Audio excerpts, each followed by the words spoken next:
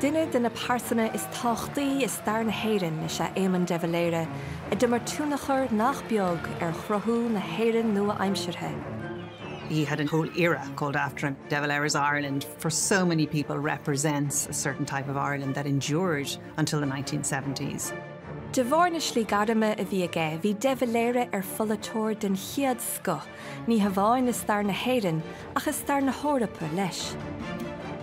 Eamon de Valera is a towering giant of Irish history. His achievements and his failings are the stuff of legend. Like him or loathe him, you certainly couldn't ignore him.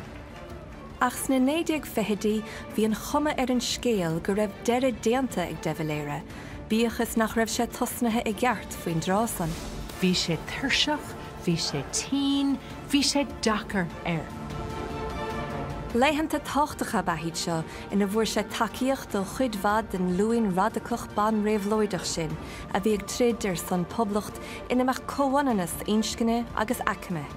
Hacha go leor gona ban réabhlóidtithe leis an lúiseacht folatil nua seo, agus is dóigh gur híal siad go méid go deis an seo a gcuid aislingaí a chur i gcríocht. Tá scéalta na man seo fitte fuite le scéal De Valera.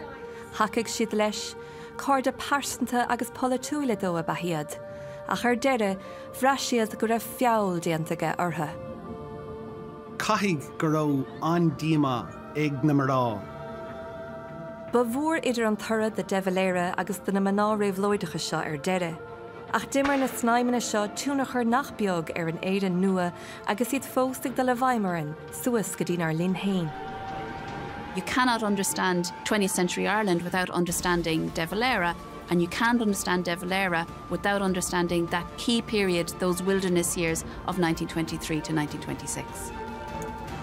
Ní hamháin gur scéal é seo ar na blianta cha De Valera san iargúltacht, ach scéal na man réabhlóideach seo is a hé leis, chomh maith leis an rian a dag tráma réabhlóid na héireann ina díag.